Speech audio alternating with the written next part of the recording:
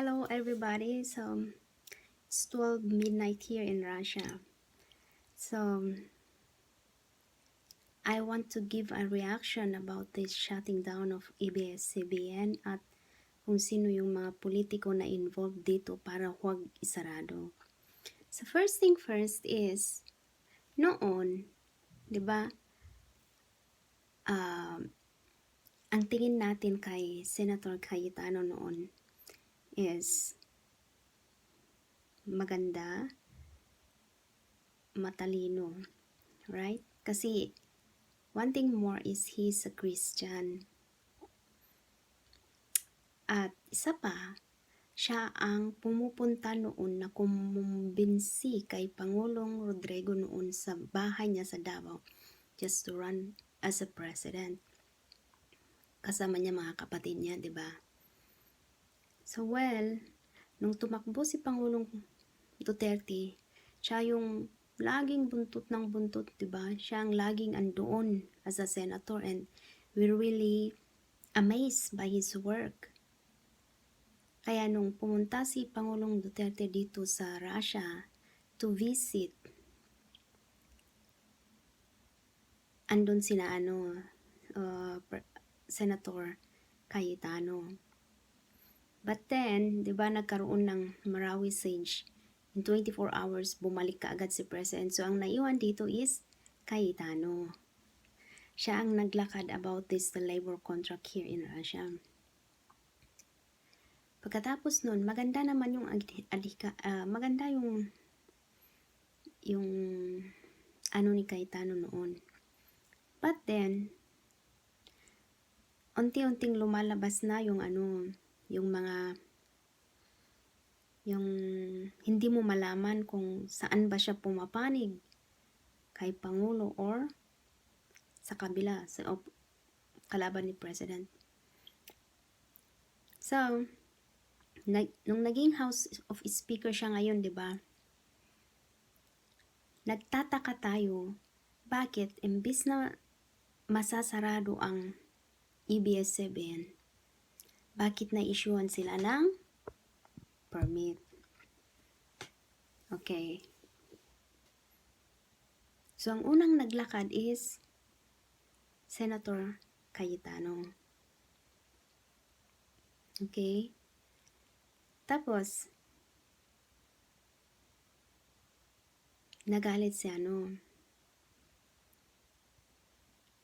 mostly ang sinisisi nila is NTC. Bakit daw pinayagan na mag-resume ang ABS-CBN? Wala silang franchise. Pero, ang iniisip ng iba is na-extend yung permit nila without a franchise. So, di ba nagalit si Solzhen Kalida.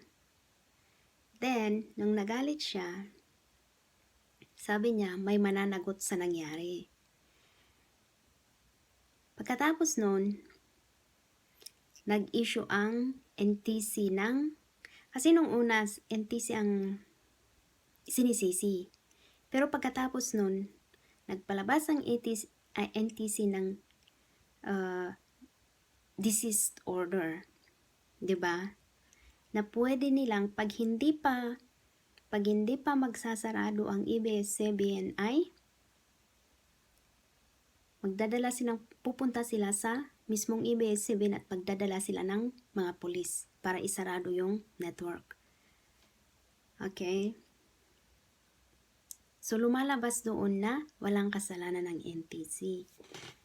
Tapos, sa totoo lang, kung bakit na-extend yung permit ng ABS-CBN is just because of House Speaker Peter Cayetano. You see, lumabas din yung tunay niyang kulay. Siya ang dahilan kung bakit na-extend ang permit ng ABS-CBN even without a franchise. Expired na yung franchise nila. Sa totoo lang, kung bakit ginawa ni Speaker Cayetano yun, para ang iniisip nila is para makalusot yung ABS-CBN, they can broadcast, they can continue working without a franchise. Pero extend yung permit. Which is, si Cayetano din, silang nasa Congress ang bumabalaktot sa batas. Kasi, dapat kung walang franchise, hindi na sila mag-ooperate na. Stop na. Kasi wala na ng franchise. Paano mo pa ma-extend yung permit nila? Franchise ang importante, di ba? To operate.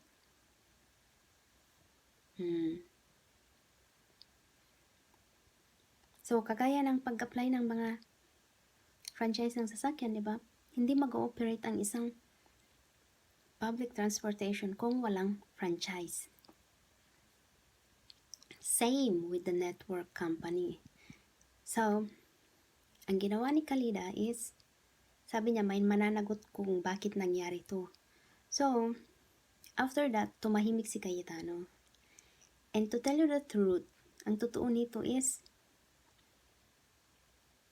ginawa ng Congress yun para ipalusot sana ang ABS-CBN.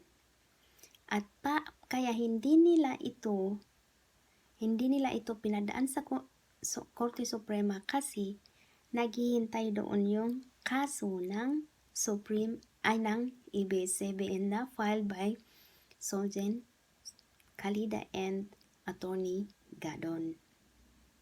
Diba? Kaya, muntik na sana kung hindi na bantayan uli. So, anong nangyari ngayon? Diba, sirang-sira na ang pangalan ni Cayetano na pilit niyang ipapalusot na pwede daw mag-operate ang ABS-CBN without a franchise but extended ang permit. Diba? Sila ang lawmaker but they are the one who is breaking the law. Diba? So, it's really, really sad na ganun ang ginagawa ni Cayetano ngayon. I don't know, maybe because election is nearly coming. 2 years only, diba? So, iniisip niya siguro, President Duterte will soon go. Will soon be finished. Will soon go in relapse. Paano na ako natatakbo uli? So, maybe that's what he is thinking, kaya ginagawa niya ng katarantaduhan ang mga ganun. Diba? Grabe siya. Okay? So, yun lang. And I hope, diba? Doon mo makikita na talagang may justice na sa Pilipinas ngayon. It's really historic, diba? Ang pagsarado ng malaking network na ABS-CBN. Can you imagine? During Pinoy pa sila, President Noynoy Aquino pa sila nag-apply ng franchise nila. Pero they just leave it in the Congress. Bakit? Bakit ganun? Bakit hindi sila na-aproban ng franchise? Anong ginawa nila? Diba? They just leave it to the Congress. Wala silang ginawa, hindi nila ina-applyan. Kasi ang hinihintay lang nila, Congress ang mag-a-apply. No. Diba? Kung mag-apply ka ng isang dokumento, lalo na kung sa pagkuha ng mga lisensya, diba? You need to go as much as possible. Araw-arawin mo para lang matapos, diba? And what ABS-CBN did is, basta lang pinabayaan sa Congress. Diba? Kasi alam na nila na once na ma-question sila doon, lalabas lahat na paglabag nila sa batas. Simple as that.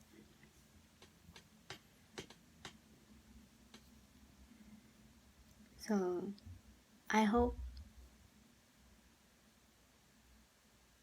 bibilhin na ng ibang matinong tao ang ABS-CBN. Diba?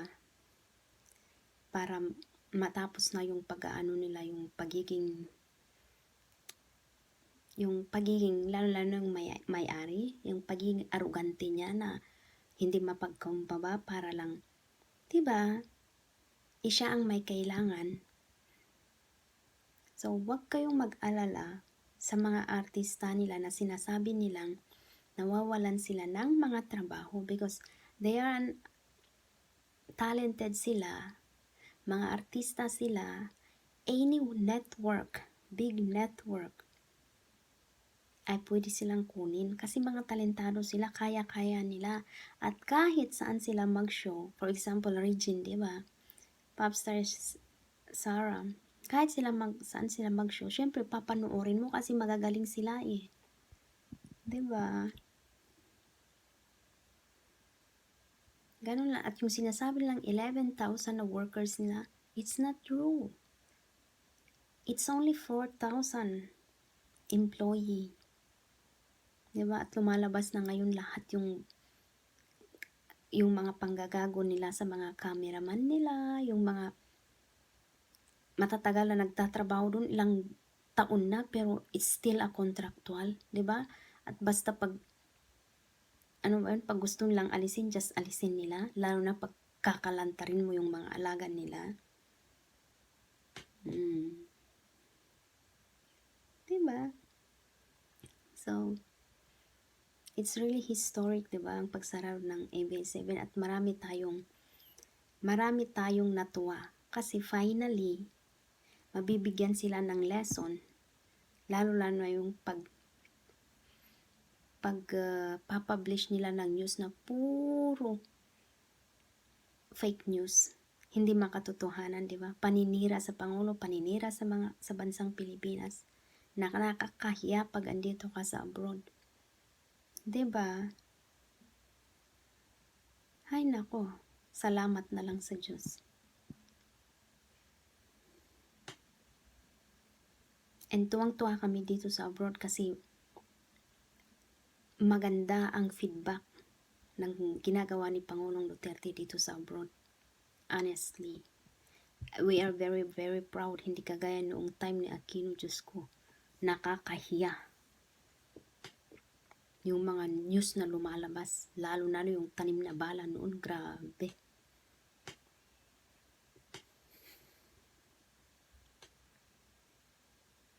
Okay, so that's it. So, hintayin na lang natin, di ba? Hintayin na lang natin yung kung haharap ang ABS-CBN sa kaso nila sa Supreme Court with Soljin Khalida and Attorney Gadon.